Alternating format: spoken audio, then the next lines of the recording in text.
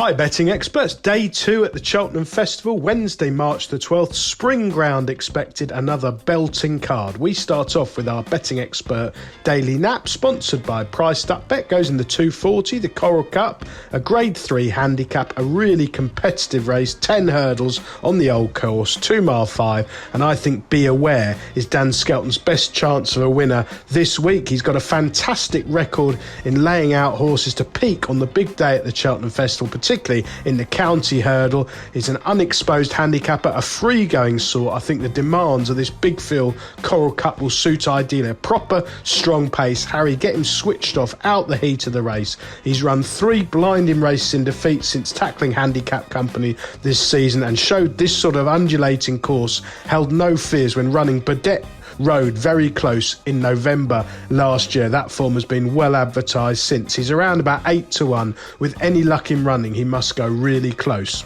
Our betting expert value angle selection, sponsored by Priced Up Bet, goes in the 520, the Champion Bumper, a grade 1, not normally a race I'd be looking to get heavily involved with, but I do think Game of Inches is a potential superstar from the Willie Mullins yard, and a price at around 4-1 is more than fair at the moment. Now, I was very keen previously on the same connections, Wind Beneath My Wings of the David Pipe yard, who'd won so well at Ascot, but he's now suffered a setback and misses the festival. But I think these connections do have an able replacement. Now, Game of Inches had a huge reputation in the pointing field, bought privately at great expense, and he was hammered in the market for a very strong punches down bumper in February, and he really impressed. It was a very taking performance. Now, critics or layers are going to think, well, he's a 3-mile chaser in the making, pointing background, and it was very soft ground at punches down. It certainly won't be that by 5:20 on Wednesday afternoon, but he's got such a big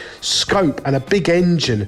This one, he really does look like he could be anything. He didn't come off the bridle to win on his debut. He's still raw. Hopefully inexperience won't count against him, but he is the sort of horse, could be a proper grade 1 chaser down the line, and I know that he's held in the highest regard at home and has been working the house down, so hopefully at around 4-1 he can provide us with a cracking winner to end the day. The remaining races, we'll do them in time order, starting with the Turners at 120, a grade 1 over 2 mile 5. Well, the new Lion has really impressed so far. He's 4 from 4 under rules, winning his bumper, and 3 starts over hurdles, hard held. Now, I know some people have knocked the form of that Challow win, but basically he had them covered turning for home. He's a very smooth traveller, and again, something I'm going to bang on about all week at the festival. This good spring drying ground will really suit the new Lion over this sort of trip. I think Harry will be cruising all over these rivals, and he can do them for speed up the hill. The Brown Advisory at 2 o'clock, a grade 1 over an extended 3 mile. A fascinating race this. I think Dancing City at around about 4-1 is the one to side with here for Willie Mullins. Now, Willie's had a fantastic season. He's got some brilliant young horses in the yard, and this one has really impressed in winning both of his starts over fences so far. They've come on testing ground, but if you look back to the Punches Down Festival last May over hurdles, he glided round there. That was nearly good ground. He was a very strong traveller on it, so I'm not worried at all about this much quicker surface. I think he's likely to get a positive ride. He's looked a pretty sound and assured jumper given his inexperience, and there should be plenty more improvement in the tank. I think under these conditions he's very much the one to beat.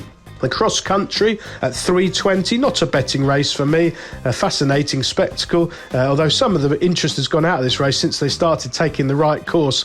I did used to enjoy it when they all disappeared in different directions at various stages, but they have learnt the way round now, and also it's a very high class renewal again. I've gone for Gordon Elliott's battle-hardened veteran Galvin. He's won 8 of his 22 career starts over fence. So I think the key to him is he's been trained all season with this big day in March in mind. He's relatively fresh. He's got loads of experience. He hasn't won since October 2022 at Punches Down, but they've always said about him that he wants a bit of decent ground, and he's got it here. I think he's sure to go really well. The Queen Mother at 4 o'clock, grade 1 over 2 miles, 400 grand on offer here. It looks at the mercy of John Bond He's a top-class chaser. He's never got the credit he deserved. He's won 12 of his 14 starts so far over fences. I think he looked as good as ever when landing the Grade 1 Clarence House Chase at Ascot in January. He's got to a backable price. He only just does enough in front. A lot of people think he's not as effective at Cheltenham, but I suspect round here on good ground, he will glide round here. He'll probably doss after the last, and Boyne will have to get serious with him, but I suspect he'll keep pulling out extra. It's a substandard renewal of this fantastic race. The division is particularly weak. The Grand Annual at 4:40, a 2-mile contest, a really belting good race. There's loads of pace on. I've had American Mike in my notebook for the Cheltenham Festival. Now, at this stage of doing this recording, he's entered up in the Grand Annual and the Truster Trader race, the Plate, later in the week, but I'm hoping he comes here because I think a very strongly run 2 miles on decent ground will really suit him. He's let punters down 3 times already this winter. He's been very well backed in Ireland in very hot races. He's tanked through the middle of those races, having been dropped out initially and then not quite delivered under pressure from the last, but I think he's extremely well handicapped. They're a very shrewd outfit. They've kept him fresh for the festival. I really hope he comes for this race because this is the sort of race, the Grand Annual. In years gone by, they used to go off far too hard and there was a pace collapse, and I can see this happening this year. There's so much pace on. If he can weave his way through late, he will be running on really strongly up the hill. It's the first time in ages he's got a bit of good ground, and around about 14, 16 to 1, I think he's a very fair price. Best of luck on day 2 at the Cheltenham Festival, betting experts, and please do check out our sponsor, Priced Up Bet, who've got numerous enhanced offers this week.